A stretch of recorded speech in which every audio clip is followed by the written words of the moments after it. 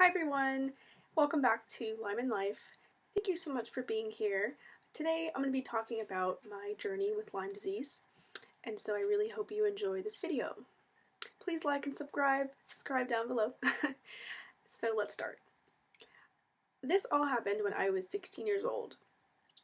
My family and I went to Yosemite, California for a camping trip over the Christmas holiday. Everything was great. It was beautiful. We had a really nice cabin, and so we were having a great time.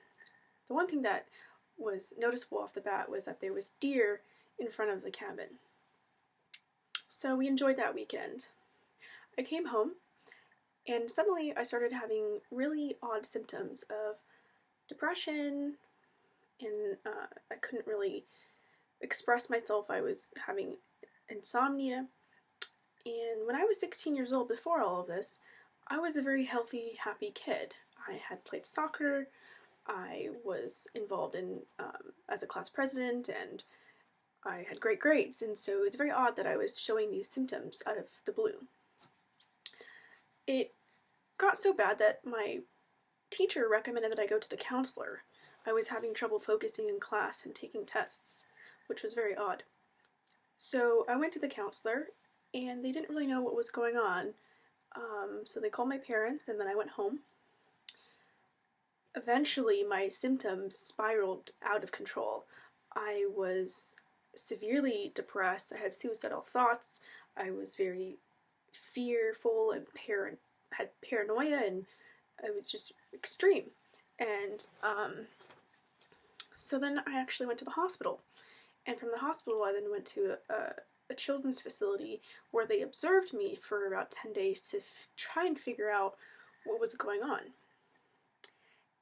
And they didn't have any answers either, and so we went to psychologists and psychiatrists, and they prescribed me antidepressants, antipsychotics, to treat mental illness.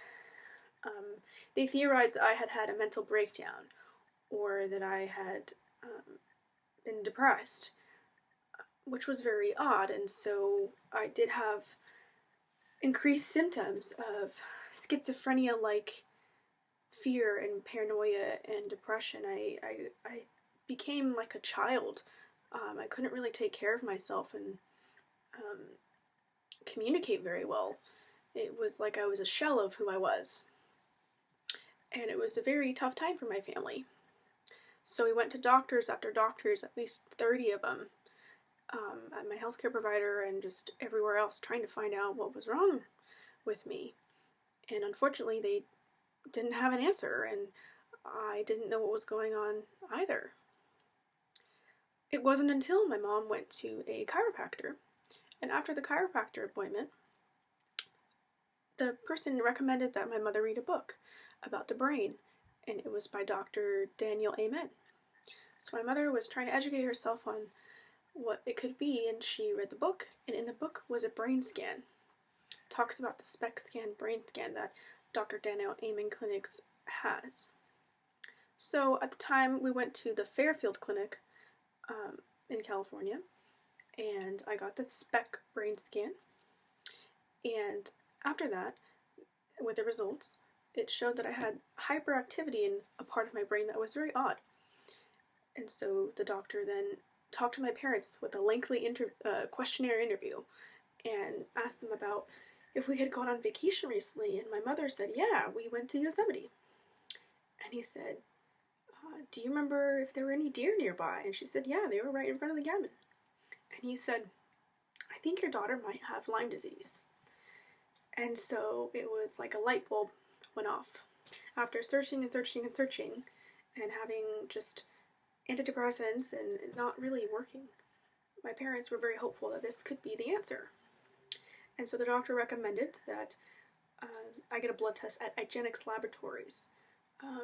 The healthcare provider that I had gone to had not theorized Lyme disease, and the tests are often outdated, and so it's very unfortunate that that process wasn't how we could find the answer, but we did go outside of that. And with IGeneX Laboratory, I was tested positive for co-infections and Lyme disease. And then I went to Dr. Raphael Stricker's office in San Francisco to then receive the treatment and the antibiotics. So, let's talk about Lyme disease. Lyme disease is a bacterial infection caused by a deer tick bite. And that's why the deer was like a light bulb. A deer tick can be small as a poppy seed. It can be so tiny. And Lyme disease can be transmitted that way, and it's an infection that goes into the blood, can go into the organs, the tissues. It can even lie dormant. People often don't even know they have it. And I personally didn't even have a bullseye rash. It's usually known, oh, Lyme disease with a bullseye rash, but not every person does get a bullseye rash. And my symptoms were very mental health oriented, whereas a lot of times people have like arthritic pains and fatigue. I didn't have as much as the arthritic pain. I had depression and paranoia-like symptoms. It was very different than what is popular to be known for Lyme disease. So I was misdiagnosed a lot. Lyme disease is known as the great imitator. It mimics. It can mimic other diseases. So oftentimes it has been thought that Lyme disease can mimic symptoms of ALS, MS, fibromyalgia, mental, depression, suicidal thoughts, schizophrenia. It can mimic lots of ranges of illnesses because Lyme disease is not a one-size-fits-all. It is different for every person. It's a bacterial infection that it can be a different experience for different people. And the co-infections is another bacteria that can be transmitted through the tick as well. And so Dr. Stricker, where I received the antibiotics, had me on a regimen that then got rid of the co-infections and then the Lyme disease. And it's a very resilient disease. It's very unfortunate that it's just so often misdiagnosed and can be difficult to cure without the proper treatment. Some people live with it for their whole lives. Some people have physical and mental ailments. It's just a very unfortunate disease, all from a tick bite, a little tick. So thankfully, fortunately, I was young, I was healthy, I took a year off of school, had this treatment, slowly but surely got my life back, got well. And since I was 17, a year later, I have not had any symptoms, and I have not had any treatment or medications for it. I am well. I am fully well, and I don't have that disease anymore. And I think my case is a very rare case, and I think I'm very fortunate. And I have parents who just kept trying to find the answer, and we met the right doctors at the right time. It was very expensive to do this out of pocket and not through a healthcare provider, so that is unfortunate as well.